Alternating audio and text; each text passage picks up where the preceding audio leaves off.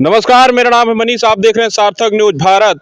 तो इस समय हम उतराव थाना क्षेत्र में खड़े हैं, जहां पर हम पवन कुमार दुबे के पिताजी हैं। अच्छा, आपके बेटे की भी है? हमारे बेटे की हत्या हुई है। हाँ। और हमारे भाई की हत्या हुई है। और ये सुनियोजित ढंग से तैयारी करके सब मामला किया। और आपको भी चोटें आई हैं? मेरे को भी चोटें आई हैं, ये देख लीजिए। मैं तो चाहूंगा कि एक बार दिखा दीजिए किस तरह से पूरे परिवार को लहूलुहान कर दिया है अपराधियों ने। 2 लोगों की जहां जान गई है, वहीं दादाजी को भी पूरी तरह से चोट आई है। उत्तर प्रदेश में योगी सरकार है 7 साल से, और लगातार ये दम भर रही है कि अपराधियों को ऐसी सजा मिलेगी अपराध करने की कि पीढ़ियां याद रखेंगी। योगी सरकार से क्या मांग है आपकी?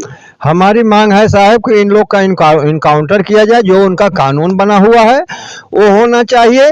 और जो ग्राम सभा में उसने जबरदस्ती कब्जा किया है, वो जमीन को बुलडोजर चलाया जाए, जो उनका कानून बना है। नहीं, तहसील प्रशासन की टीम आ गई है, नापजोक उधर हो रही है। साहब, अगर तहसील और एसडीएम और कानून को लेखपाल अगर चाहते तो हत्या नहीं होती। सारा दोषी वही लोग हैं।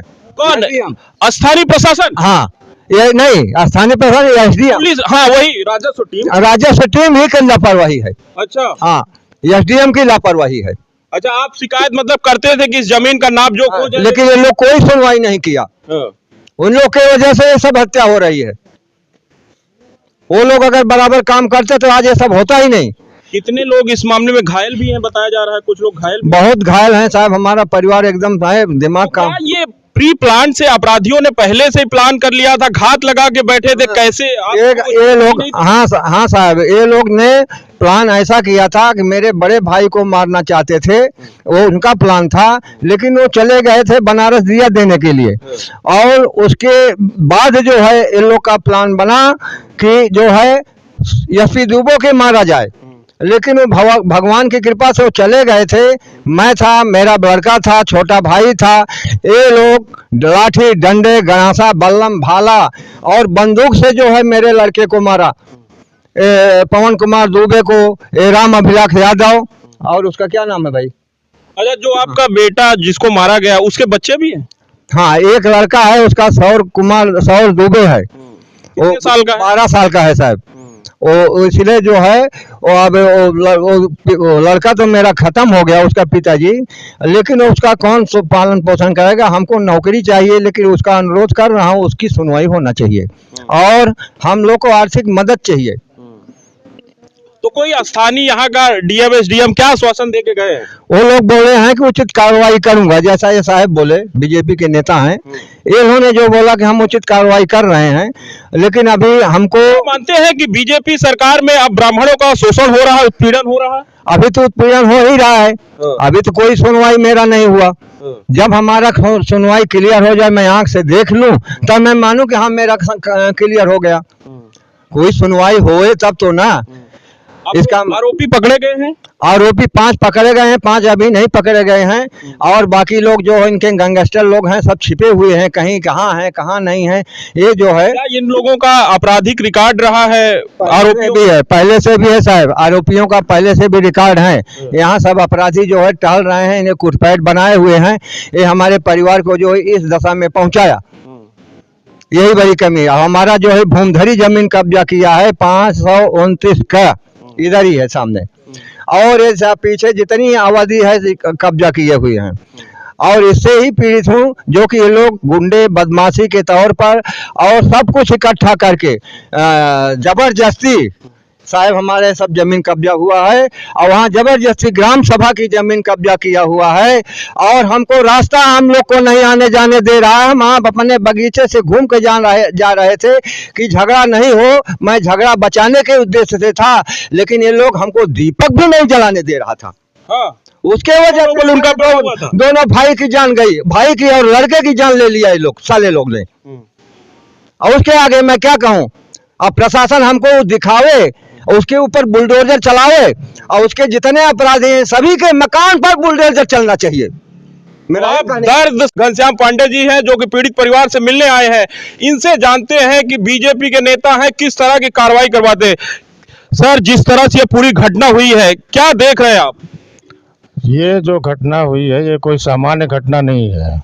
इसमें अपराधी जो है सीधे सीधे प्रशासन को चुनौती दिए हैं और हमारी सरकार इसके लिए कृत संकल्प है। भारतीय जनता पार्टी की सरकार इस कृत्य के लिए जो भी नियमानुसार होगा उस अनुसार कार्रवाई की जाएगी और अगर इसमें पुलिस प्रशासन या राजस्व विभाग जो भी इसमें दोषी होगा उसके भी खिलाफ कार्रवाई होगी और जो अपराधी हैं उनके खिलाफ तो सख्त सख्त कार्रवाई सरकार करेगी। लेकिन ऐसा माना जाता है कि घटना के दूसरे तीसरे दिन ही बाबा का बुलडोजर आ जाता है, लेकिन यहाँ बाबा का बुलडोजर क्यों नहीं आ पा रहा है?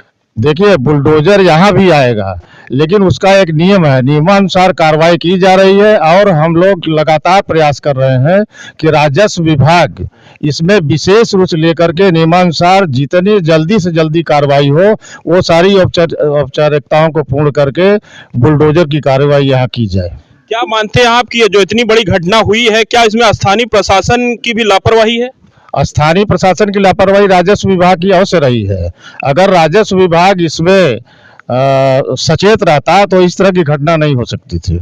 वहीं दूसरी तरफ जब सरकार बीजेपी की 2017 में बनने से पहले लगातार इस बात को लेकर नारा दिया गया कि एंटी टॉलरेंस और कानून व्यवस्था के दंभ भरने वाली है बीजेपी की सरकार और पुलिस का इकबाल की लूट छिनैती करने वाले की एनकाउंटर हो जाता है, लेकिन एक अपराधी ऐसा कि हत्या कर देता है उसके बाद भी कह रहे हैं कि अभी पूरे लोगों की गिरफ्तारी नहीं हुई है। नहीं, देखिए, पूरे लोगों की गिरफ्तारी हमारी पुलिस कर रही है, ऐसा नहीं है कि गिरफ्तारी नहीं हो रही है, पुलिस लगातार प्रयास कर रही है। बाबा तो दावा करते हैं कि इस चौराहे पर आप घटना करिए, अगले चौराहे पर आप यमराज तक पहुंचा देंगे, उसके बाद घटना के 1 हफ्ते बीत गए हैं, अपराधियों को पुलिस नहीं पकड़ पाई। वो अपराधी भी वो अवश्य पहुंचेंगे, ऐसा नहीं है कि उनको छोड़ दिया जाएगा। शासन प्रशासन पूरा लगा हुआ है, पुलिस पूरी उससे जागरूकता से लगी हुई है और उनके खिलाफ कार्रवाई होगी और अगर वो कहीं मिलेंगे, अपराधी मिल गए तो अवश्य उनका भी इनकाउंटर होगा, वो छोड़े नहीं जाएंगे। ऐसी भी सूचना है, लोगों का मानना है कि यहाँ के जो स्थानीय सपा के विधायक हैं उनसे अपराधियों का साठगांठ है। देखिए, स्थानीय सपा के विधायक की साठगांठ हो या समाजवादी पार्टी के किसी भी नेता का साठगांठ हो, वो अगर अपराधी हैं तो अपराधी हैं, वो किसी के लिए किसी पार्टी के लिए नहीं है। वो अपराध करते हैं तो सबके लिए अपराधी हैं और मेरा ये मानना है कि अगर ऐसा हो रहा है तो मैं उनसे भी अनुरोध करूंगा इस तरह के अपराधियों को संरक्षण न दें और अगर संरक्षण दिया भी जाता है तो भी उसमें हमारा प्रशासन बिल्कुल चुस्त दुरुस्त है, उनके खिलाफ कार्रवाई होगी और अवश्य होगी। पीड़ित परिवार के 2 लोगों की जान चली गई है, अब उन लोगों को लौटाया नहीं जा सकता है। अब पीड़ित परिवार मांग कर रहा है कि आरोपियों का इनकाउंटर हो और अवैध जो जमीन पर कब्जा है, घर पर बुलडोजर चले। इस कार्रवाई को आप क्या देख रहे हैं कि कार्रवाई होगी या फिर कानूनी जिस तरह से पूरा मसला कानून की पेच में फंसा रहा उसी तरह फंस के रह जाएगा या पीड़ित को न्याय मिल पाएगा? पीड़ित को न्याय मिलेगा, कानूनी पेच में बिल्कुल नहीं फंसा रह जाएगा और ये जो भी कार्रवाई होगी ये चंद दिनों में ही ये सामने आ जाएगी और सारे लोग इसको देखेंगे।